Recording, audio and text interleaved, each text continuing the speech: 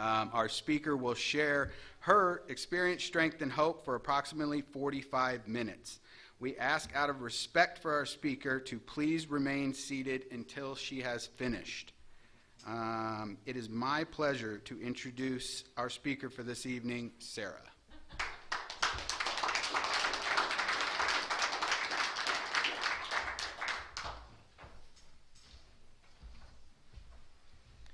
Hi everybody, I'm Sarah and I'm an alcoholic.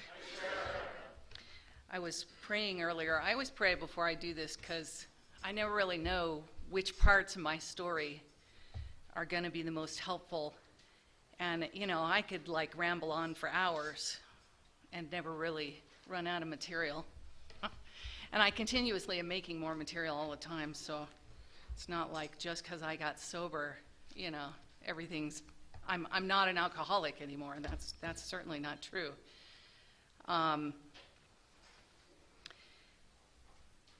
You know, I have a couple of friends, and we kid a lot about, you know, why do you still go to meetings? There's always that question. I got sober in June of 1990.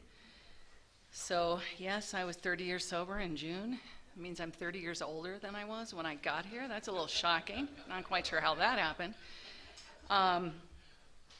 But I'm still an alcoholic. I still have an alcoholic brain. And, you know, 30 years of no mind-altering chemicals has made me not an alcoholic. So I still go to meetings. I still have a sponsor. I still work with other people. When I had about 12 years, I took a little break from meetings for about 2 years. That was a disaster. And, you know, I caused a lot of trouble. I didn't drink, but what happened was I began to be resentful that I couldn't drink, like I was being deprived of this, you know, fine experience. And, you know, thank God I got back to the rooms before I drank, because I don't doubt that had I continued like that for long enough, I would drink again. I'm incapable of having a platonic relationship with alcohol, really in any kind of drug, because I never really, you know, when I got here, I was 21 when I got sober, and prior to being 21, it was so much easier to use drugs because it was so much more accessible. Like getting alcohol was really tough before I turned 21, but when I turned 21, boy, my drinking skyrocketed. And what I know about myself is that I'm addicted to escape. That's my drug of choice. And I will do anything to get it. Up, down, sideways, doesn't matter, just not me. I don't want to be this. And, you know, for me, drugs and alcohol were that. They were escape. And so, you know, there's this, every so often I'll meet someone who'll say like, oh, I wouldn't drink this, or I wouldn't use that. That always seemed a little uppity to me because I would use whatever. I was like a garbage can. Whatever was around, that's what I did. And, you know, so there's always this question of like, if you were on a desert island and the thing that you liked was unavailable, you know, and a raft full of, you know, if you were a Scotch drinker and you wouldn't drink vodka and a raft full of vodka floated by, you know, you want me to believe that you would just let it float by? Like, that just makes no sense to me. And maybe there are people who are like that. Like if their drink of choice or their drug of choice wasn't available, they wouldn't do anything. I was not one of those. You know, I was a do whatever, because really my drug of choice is escape. And that's why no amount of sober time has cured my alcoholism, because I still have that, you know, that desire to escape. You know, because sometimes, I don't know, you know, I don't know why that is. I seem to have been born that way. I was thinking, it's been, my mom, my parents live here in town, and they are not alcoholic, but they are crazy. You know, I love them. They're my people. They're my tribe. But boy, they're crazy.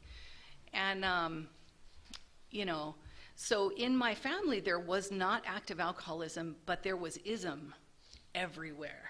You know, we had perfectionism, and we had, you know, competition disorders, and we had all kinds of like crazy things going on. And we had a lot of pretending. We did the, and we would pretend that everything was fine, and then we shall never speak of it again. I was told that a lot. We will never speak of that again. And so now, like, that really bugs crap out of me. Even though my mom still does it, we still have things that we will never speak of again. It's rough, but, for the sake of my sanity and serenity, I go along with that nowadays. But in my family, I didn't learn to drink, but what I learned to do was to be a chameleon. I learned to be whatever you wanted, and I learned to fit in, and I learned to not let you see me. So, when I think about those things, like progressing into alcoholism was a very natural thing for me, because that was just more of you not seeing me not seeing me, because I really, really like that. And when I was thinking about this morning, when I can't remember how old I was, I don't know, maybe 8 or 9, I was thinking I was always I was a chameleon. I learned that, that love and approval came with, performance, performing well, presenting well. That's how you got approval. And I had gotten this sweatsuit, this blue sweatsuit, and I was doing gymnastics at the time, and I wasn't allowed to wear it. I wasn't supposed to wear it skateboarding, but of course I did. And I crashed, and I tore a big hole in my sweatsuit, and it was like, oh shit, I'm gonna get in trouble. And so that night, that afternoon when I was going to gymnastics, it was like, okay, now what? So I took the, sweatsuit where it was, the big hole, and I colored my knee blue underneath so that it wouldn't show, right? I mean, does that not seem like a really good plan? And it went really well until at the part of gymnastics where we were supposed to take off our sweatpants. So I went to the bathroom, and I'm trying to scrub it off. It turned out it was like permanent marker, of course. So I'm in the bathroom, with the powdered soap, trying to like abrade the skin of my knee off to get the blue off. And my mom came in. I guess I was gone a long time because now, I have the blue knee, and I'm scared to go back in. And my mom came in and then made me go back in with my blue knee. It was so embarrassing. But, that was just, I was always about presenting well, and when I screwed up, I was not very much for telling the truth. I had to get sober to develop a relationship with the truth. So when I was 12, we used to go to the beach every summer, and we were at the beach, and my mom's parents were there, and I had a friend there, and my friend and I had met some boys, because we were adorable, like all 12-year-olds are, and we went in their house, and it was totally innocent. Really, nothing happened. And when I got back, apparently they had been looking for us, and I got in trouble, and my parents, my grandparents, called me a tramp, and my dad said, go apologize to them. My mom was really bent out of shape, and my dad said, go apologize to them. And I said, for what? And he said, I don't know, just make something up. And that was a big, and that didn't work, by the way. I think I made something up, and they were still mad, and they left, and my grandparents didn't come back to our house for 6 years, because, we are grudge-holding, Olympians in my family, and we don't let go, really, ever. So, and during that time, my mom was mad at me the whole time. I mean, every holiday, it was, but that story, it's like that came right before when I discovered boys and drugs. And I've learned kind of recently from my sponsor, who loves to point this kind of shit out to me, that I decided at that time, and I have no conscious, it wasn't like I made a conscious decision, I didn't, but, you know, I decided at that time that that wasn't safe, that family wasn't safe, because it wasn't, and, you know, and I went on, like I found drugs and boys, because I was still looking for love and approval, and if I didn't get it home, you know, I would go find it elsewhere, and, you know, that's kind of a terrible plan, because boys are not good father figures, you know, parental figures, mother figures, drugs, not so much also. So, yeah, there was a lot of, you know, kind of missteps in there. But, you know, but I continued to, you know, on through, you know, high school and college and that, you know, drugs and boys. That was my thing, drugs and boys. Boys and drugs, drugs and boys. And, you know, that was my addiction and alcoholism during that time really flourished. And I didn't even know what it was. It's funny, my sponsor will say she drank the whole time knowing she was an alcoholic, and I drank the whole time never knowing I was an alcoholic. You know, and it wasn't until I was sober that I had the, oh, wow, I'm an alcoholic moment. And I'll get to that, but so there were drugs and boys and drugs, lots of that. And a lot of, you know, hiding. It was just a lot of hiding. You know, it was all about escape. It was all about making it okay. It was all about that stuff. And, you know, I did okay in school, but sort of, until the end. When I got sober, I was telling my sponsor at the time, like, she asked if I had graduated from college, and I didn't know, because I had sort of stopped attending towards the end of my collegiate career, because I was using and, you know, going to school and, you know, drugs and alcohol really is a tough act to balance. So I didn't know, and she made me go to the school and ask. I was like, what am I supposed to do, walk in there and say, oh, I don't know if I graduated? And she said, yeah. I was like, oh, that's horrifying. But I did that. And it turned out I did graduate, yay me. I didn't even know. But when I was 16, I got my first job. It was at a head shop, which I thought was great. The perfect job for me at a paraphernalia. It was records and paraphernalia. So that was 30 years ago, back when there were actual, you know, vinyl records and record stores. And this record store happened to have a head shop in the back. So I thought that was, I mean, this was the dream job. And the first day that I went I started my job, and I had been partying the night before, and I was still fairly wasted. And I went and I followed the manager, like walked around and talked, and it was like a canary. It felt like a cave. I was having a moment. And she just like yapped at me the whole time. I couldn't tell you anything that she said. But I had that job for about 4 or 5 years. I got fired eventually for stealing from that job, which I was doing. There's that. I was very offended, but I was actually stealing. You know, it sucks to get caught, you know. I was all about, I want to do the behavior. See, what I wanted when I came here was to do the behavior without the results. You know, I was I wanted to drink with impunity person. And I had heard that around the rooms for a long time, and I recently looked up impunity. And it means freedom. One of the definition that I like is freedom from negative consequences. I always wanted to drink with freedom from negative consequences.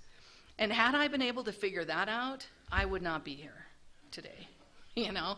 But I never tried very hard, truthfully, to manage, control, and enjoy my drinking. But, yeah. So when I was about 18 or 19, there was a guy that I knew, and I had known him since junior high school, and I always knew him to be exactly what he was. And he was my dealer, as many girls have, friendships with their dealers. And and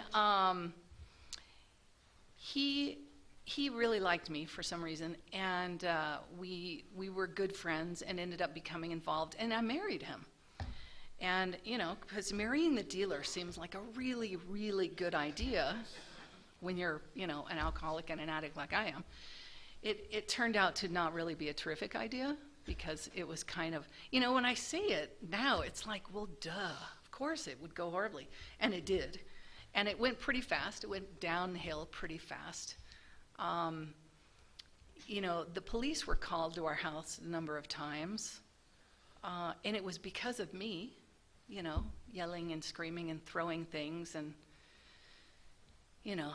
putting a knife through the door. Because he wasn't doing what I thought he should be doing. He turned out to be a crackhead, junkie. I didn't realize that. And, I thought he was like a really cute little fixer-upper. And he, resisted my attempts to fix him up. And, it was his job in our relationship to keep the alcohol and drugs coming. And really, as long as he did that, I could get over whatever else happened. There was this point where we lived next to a guy who was another dealer. I loved that. It was so great. And he, all of a sudden, like, they were not talking to me anymore. And I was like, this is very strange. And I finally said to the guy's girlfriend, who I'd gone to school with, like, what's up with that? And it turned out that my husband had stolen his car, gone to buy some whatever and disappeared for a couple days, and they were all mad at that. And I said, like, I didn't even know, this is very confusing.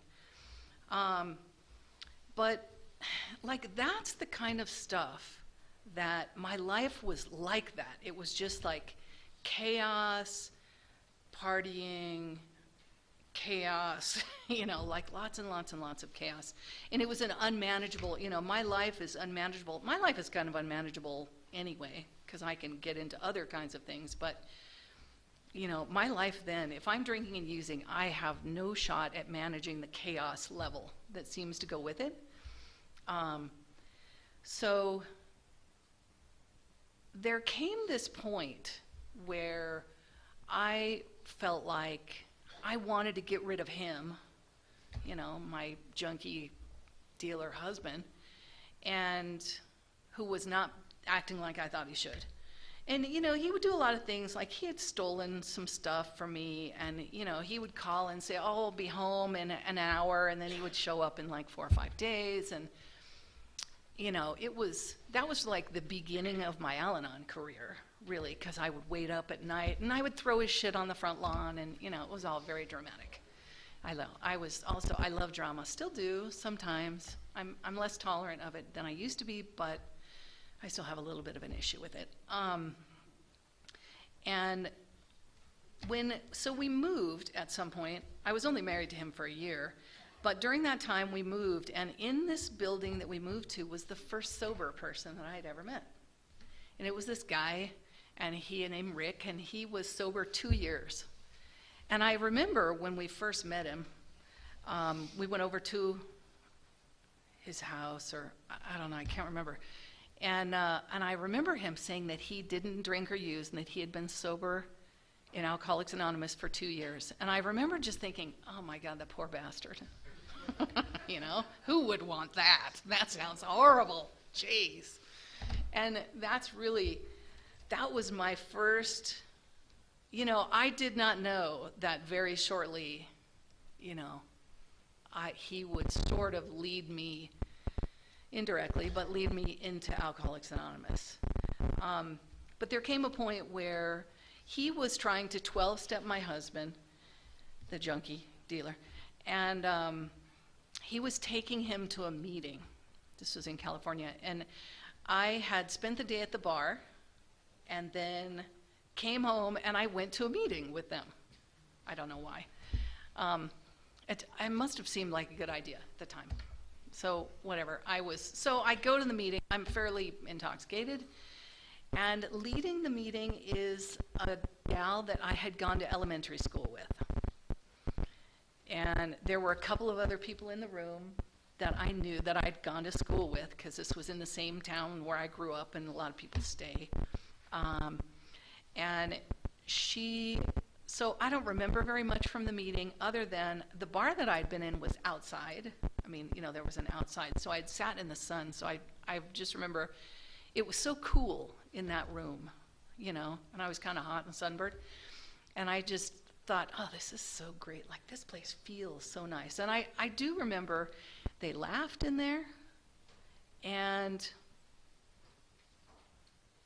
they said a lot of stuff that I didn't understand, and there were, like, they read shit, and they would say things and chant, and I don't know. I was pretty boggled by the rest of it, but I just remember the room was cool, and I knew the leader.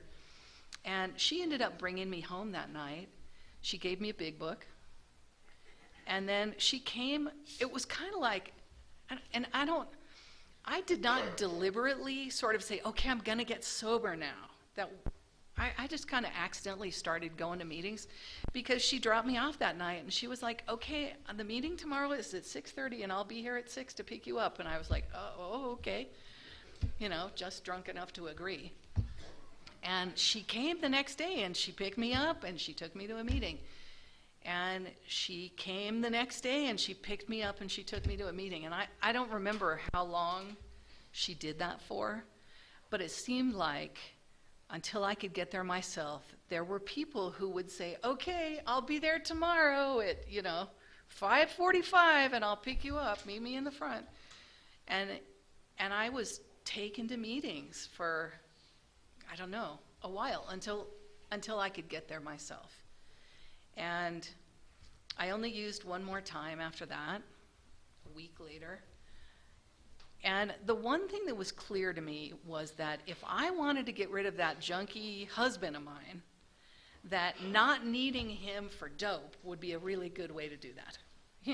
Like this was my thinking at the time, through my, haze, my drug-addled, alcohol-induced haze, was that I wanted to get rid of him, and the way to do it was to not need him anymore for dope. And so, I did that. He did not. He went to that first meeting, and he would go here and there, but he never, didn't get sober. But I kept going, and I was attracted without realizing it. Like, you guys lured me in, suckered me into this thing. Before I knew it, I was an alcoholic. And, I was just lost enough and just desperate enough. Thank God for the gift of desperation. My favorite acronym for God is gift of desperation. And I was just desperate enough that whatever was suggested to me, I did. And, I was sick and tired, truly, of being sick and tired. I was sick and tired of the way my life was going. And I was just, I was so miserable. I had such, I had reached even beyond the tolerance of me, which I have a pretty high misery tolerance. I used to, I don't anymore, but I'm really a, total powder puff now. But at that time, I came to the rooms, I came to meetings every day. I went to the same meetings, which is great because I got known, I let people sort of know me. I got a sponsor. She was fun. I think she had like 18 months sober, and so she was crazy. But it was a perfect fit for me. I couldn't, had it been one of those like really well together women, I'd have been like, oh hell no. We have nothing in common. I was a disaster, and my sponsor was like, she was a disaster too, but just slightly less disastrous than I was. So it gave me hope that I could become slightly less disastrous too. And I went to meetings. I went to a lot of meetings early on. I had this job at a clothing manufacturer where up until that point, like, I would get high on the way to work, and then go out to the car and get high at lunch. And the idea I got off work at 5:30. I worked 8:30 to 5:30. And the idea of passing the time from 5:30 until bedtime, whatever time that was, without drinking or using was terrifying and horrifying. It was terrifying. So I went to a lot of meetings to fill the time, partially. And, the other thing was I went to meetings because people were nice to me there. They were nice and they laughed and they never seemed to have like the kind of crap in their life that I had a life full of, that I made myself. It wasn't like it happened to me. I did it. That was, my best thinking results in me married to the dealer, So that's what it looks like for me when I drink and use. And I remember I probably had about, 60 days, 30, 60, 90, right in there somewhere. And my husband was sort of pretending to be sober at that time, and he had this sponsor who was really cute. And I thought, what a great way to get control of this situation by, going out with the sponsor, his sponsor, secretly. That seemed like such a good idea to me. Luckily, that sponsor had like just this much, too much recovery for me, which sucked. So I never really was able to get him on board with my plan. But, doesn't sleeping with your spouse's sponsor seem like a great way to control the situation? Yeah, he just got away from me by a titch. But he had this friend who came over to my house one night. And, I feel like my early sobriety, there's this paragraph in the doctor's opinion that says something, I'll paraphrase, that while we knew the sensation of drinking was injurious, we continued anyway, and that after a while we no longer knew right from wrong and we thought our alcoholic life was normal. And that is what happened to me. I thought it was normal, like I was so in my alcoholic life that I thought it was normal. And so my early sobriety is filled with these moments where I would say things thinking it was normal, and I would get these looks, in response from people, and I'd think, okay, all right, I missed that one. I don't know what happened there, but that clearly wasn't right. So this guy came over, and we had walked over to a park, and we came back, and he was worried about being at my house, and he was worried that my husband would come home, because he knew him, too. We all knew each other. And I said, oh, no, he won't be here. And he said, oh, is he at work? And I said, without even thinking, I don't know when or if he works. And I just remember his face was like, he had that moment, and I thought, okay, all right, I said something wrong, something's weird here. And I remember telling my sponsor that this had happened and this is what I said, and this is how he looked at me, like I had grown up, an arm out of my forehead or something. And she said, normal people know when and where their husbands work. And I was like, oh, that's where I missed. And, that's what alcoholism looks like to me. I forget, I don't know right from wrong, and I think my life is normal. That little paragraph in the doctor's opinion is such a perfect description of what I'm like when I'm drinking. And, so I had a whole bunch of those moments of just, where I thought what was happening was normal, and I don't know, the people around me seemed to not. So I had the sponsor. I moved in with her. That didn't go very well. Don't live with your sponsor. Terrible idea. And she introduced me to a guy who wasn't sober, but I helped into the rooms. That was nice of me. And he ended up staying sober, which was cool. I did not stay with him. But I took a hostage, and then when it kind of went south with my sponsor, I moved in with him. still doing the thing of like, you don't see me. It doesn't matter if I'm sober or not. I still have that escape thing. Like that seems to be in my DNA. So I moved in with this guy, and he was a nice enough guy. I mean, he had no idea how to deal with me. Every so often now, I'll hear this story of I don't hear it in these rooms usually. I hear it in other rooms where the alcoholic is doing something crazy and outrageous. And the alcoholics, when they hear that, they go, oh yeah, sure. It makes total sense to us, but to normal people, like we just are these really strange, not understandable creatures. The stuff that we do that makes sense to us, normal people just don't get. And, so this guy just didn't know how to deal with me, really. And that lasted a little while. And during that time, I was kind of getting, kind of starting to get it together a little. I had found out that I graduated from college, so I knew that. That was good. And I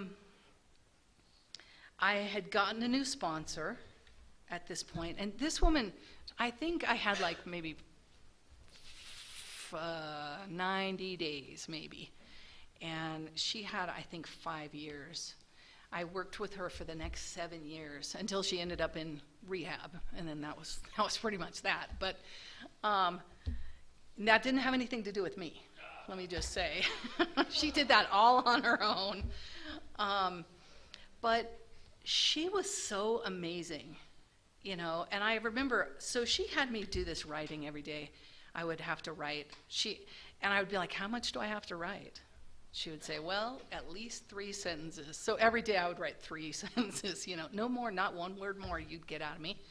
But I'd write 3 sentences. And so we met, I had a couple of weeks of writing, and I read it to her. She made me read it to her. I hated she always had these exercises, which were amazing looking back, but embarrassing at the time. I hated them. And so I was reading it to her. I read, these 3 weeks of writing. And she said, do you realize that you said I miss drinking and using every single day? And I was like, no. And she said, do you think that normal people have that? And that was the first time, I think I was sober about 4 or 5 months at the time. And that was the first moment, where they talk about like where you admit to your innermost self that you're an alcoholic. That was the moment where I was like, oh shit, I'm an alcoholic. Oh my gosh. Oh my God. Oh my God. But it was such a relief, because it was like, okay, this is the problem, I thought, and I thought like if I could just put the plug in the jug, that everything would be fine. And I did put the plug in the jug, and everything was not fine. Because my alcoholism wasn't just that. It's not like I drank a little too much and otherwise I was normal. No. I drank so that I could pretend to be normal. I drank so that I could live with myself. I drank so that I could not run away. So, I did this work with this sponsor, and I was going to shop for a car one time. I'd been in an accident. I think I had a year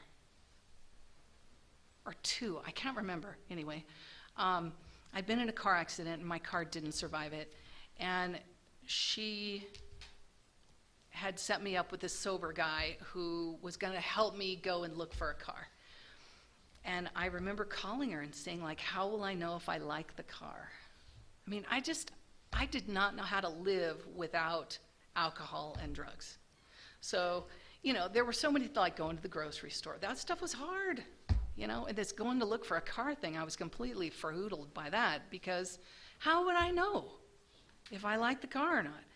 And so she gave me a list of 3.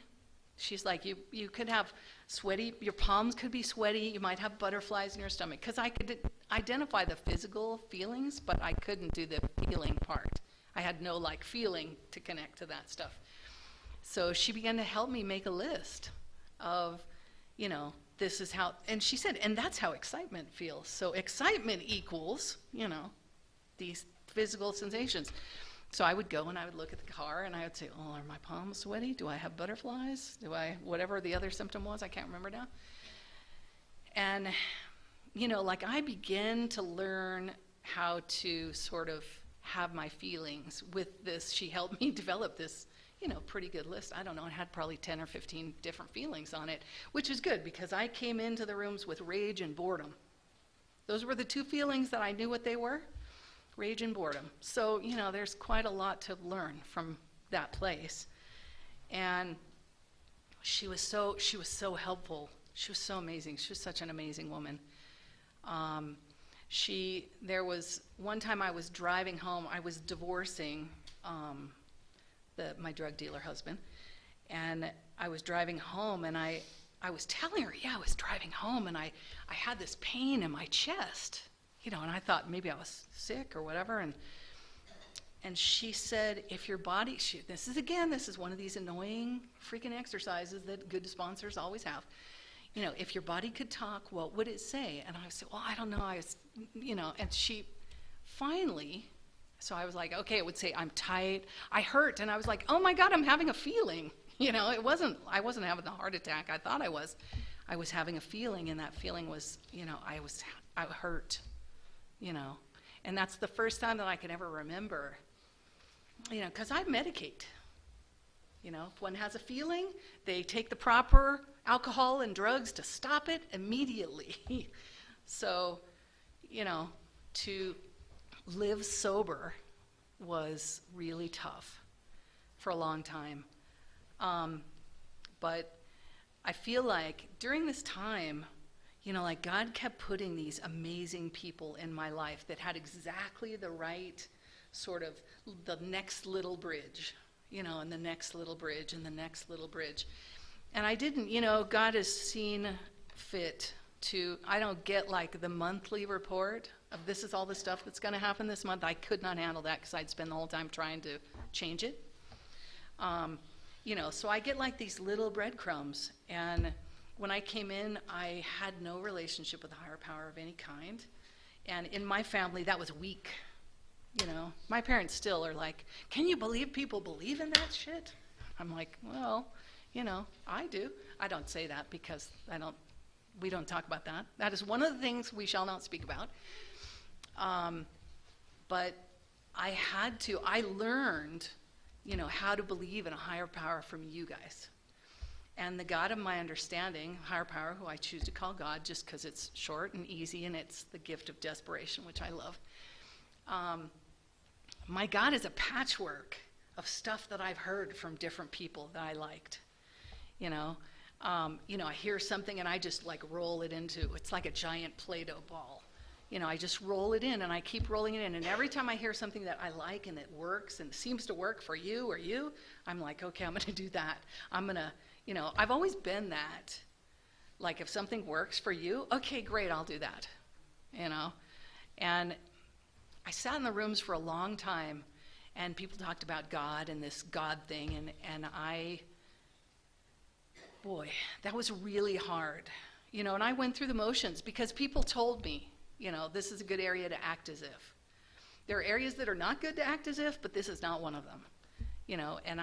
So I went through the motions, and I had this sponsor at this time. Later, I worked with my sponsor that did the feeling thing for 7 years, and then I had another sponsor for 12 years because I don't like change, So if I find someone that it works with, I just glom onto them like, glue, and they can't get rid of me, really. And she used to say, because I'd say, I don't believe in a higher power. I don't believe in God. And she would say, okay, but do you believe that I believe? And so I went for a long time believing that you guys believed. I had like belief once or twice removed. I've had willingness once or twice removed too. That works pretty well for me because I can sort of ease my way into willingness if I'm willing to be willing to be willing. And on the God thing, it was like I was just willing to be willing to be willing. And I was willing to have what you guys seem to have. I would sit in the rooms and people would talk about their relationship with their higher power and they would seem happy and feel safe and comfortable. And I would think, okay, I want that. I don't have that, but I sure want that. And so I believed that you believed, and I did that. And my sponsor would loan me her higher power. because I didn't have one. So she would say, okay, great. How about you could pray, blah, blah. And I'd be like, yeah, I can't. And she would say, okay, would you pray? I'll loan you my God. Would you pray to my God? Because my God's cool with that. And I'd be like, all right, okay. And, I've sat in the rooms with people who say, oh, they've always had the spiritual connection and, blah, blah, blah, and I'd be like, oh, God, how do you I never had that. I had to really work at it. And my relationship with God is like this. I'm in sometimes more than others. I'm out sometimes. There was a period where we had a loss, and I was pissed at God, and so I didn't talk to him for a long time. And, when it came time to kind of go back, because I began to have that feeling of like I should probably start talking to God again. And I didn't want to talk to him because his will sucked. That was what I decided, so I was pissed, and I wasn't talking to him. And I called that sponsor, and I said, okay, I have a problem, and the problem is I haven't been talking to God because I've been mad, and I knew she'd be cool with hearing that. Some people aren't, but she's not one of those. And I said, and I feel like I should try to get back in the relationship, but I don't know how. And I'm afraid that he's going to be mad, because I've been, doing that thing for a long time. I've been pissed. And, so she again loaned me her God, because she said her God wouldn't be mad if she didn't talk to him for a long time. So she loaned me hers, and that was really, really great. I feel like God always provides the right people with the experience that I need, and I've had sponsors. I went a period without a sponsor. That's not really a great arrangement for me because I really need direction. I need direction from another human. I need to be accountable, And my sponsor is not like she's my parent. It's nothing like that, but it is the one person that I tell the truth to, the whole truth. And so it may take me a little while. I mean, I'm not perfect at the truth-telling thing. I have a better relationship with truth-telling than I used to, for sure. But I still have that, like I want to hide the things that might make you not like me. So, that is something that I have to work at because I would just not tell. It's like, well, I didn't lie about it. Yeah, but you didn't tell. Yeah, but that's not the same. My sponsor would be like, yeah, it really is. So I have this sponsor now who's amazing. I've been working with her for about 5 years. And she's, she'll say things and I'll be like, God, I hate you so much. She'll be like, I know, but I love you. Oh, piss off, Jesus. You're giving me a cavity. But she just laughs. She finds me incredibly entertaining, which is good because it helps me. I tend to take myself way too seriously, so she helps me with that. When I had about 2 years, trying to remember, my friend was dating this guy, my sober friend was dating this guy who seemed really nice. And I would see him at meetings, and we would talk about, we were both playing softball, and we'd talk about playing softball. And he would, sorry, I'm fidgeting. Step away from the binder. And she would say, oh, he's really nice. They went out a couple times. He's so nice. He's so nice. And she was dating somebody else at the time. He didn't know that, but I ended up going out with him. She didn't appreciate that. Go figure. And married him. Well, I know. I tend to marry people. It happens. I've been married, though, to him for 27 years. So I've been sober 30 years, active in Alcoholics Anonymous, most of it, married for 27 years, which I'm pretty sure would not have happened had I not stayed sober and active in Alcoholics Anonymous. Because remember, my history is like, you get a resentment and you get the fuck out of there. You're done. Bye-bye. Get out. And I feel like Alcoholics Anonymous has provided me with all of the answers to my problems of living. Not that I've not sought outside help, because I have. And sometimes the answer that Alcoholics Anonymous has provided is seek outside help. But, I feel like if I stay here and I don't drink a day at a time, and that's not enough, that's not enough. Don't just put the plug in the jug and think everything's going to be fine. If you're an alcoholic like me, that's not enough. So I've learned how to get help, how to ask for help, how to accept help. I'm not great at asking for help. I still don't love it, but I do it. And about 5 years ago, I started going to Al-Anon, which I know is kind of a dirty word here, but I was sponsoring people, a few women, and I was so frustrated because they were not doing what I thought they should be doing. God, they bug the crap out of me when they do that, those damn newcomers. You tell them stuff, I give them my amazing pearls of wisdom, and they don't do any of it, And then they come back and they're like, I don't know why this isn't working. It's like, well, you act like shit, you're going to feel like shit. It's a pretty simple equation. But I was so frustrated by it. And this is around the time that I met my sponsor, woman who's my sponsor now, and her mother and her husband were both dying from cancer. They died within one day of each other. And I was so amazed that she would come to meetings and cry and have her experience and not be embarrassed. I was like, that is amazing. And these major people in her life died within one day of each other, and she did not fall apart, and she didn't drink. It was so amazing. So I began to, kind of stalk her a little bit, follow her. I found out where she went to meetings, and I went there, because that's how you, if you meet someone that you want them to be your sponsor, that's how you do it.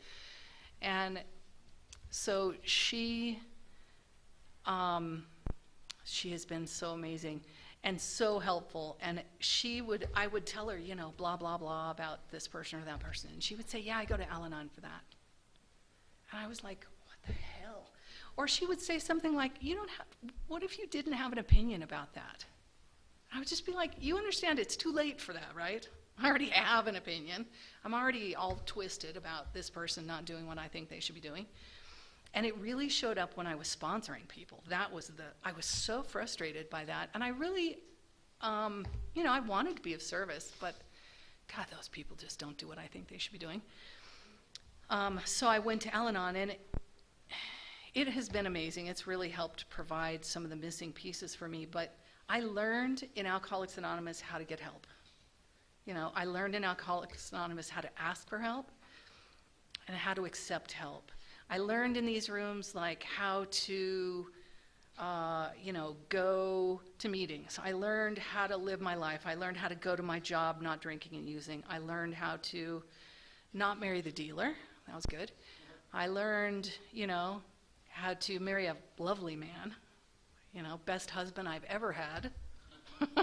He's always like, yeah, but the first one set the bar so low. Like, yeah, that's true.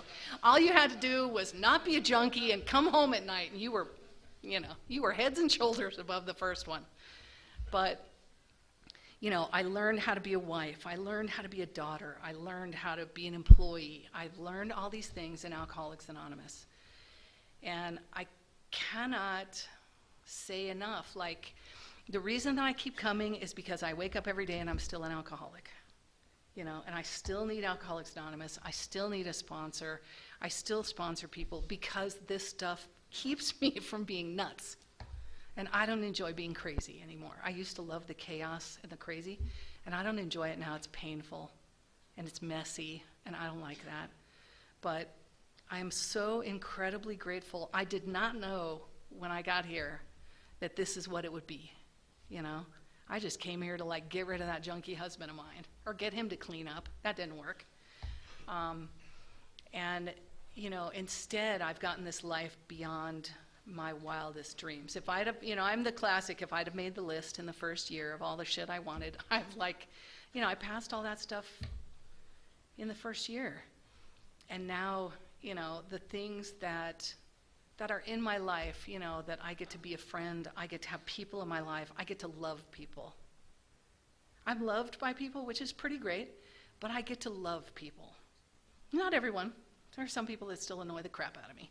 But, I know how to love people. I know how to be a friend. I know how to show up. And I learned all that stuff here. So I'm grateful tonight. Thank you.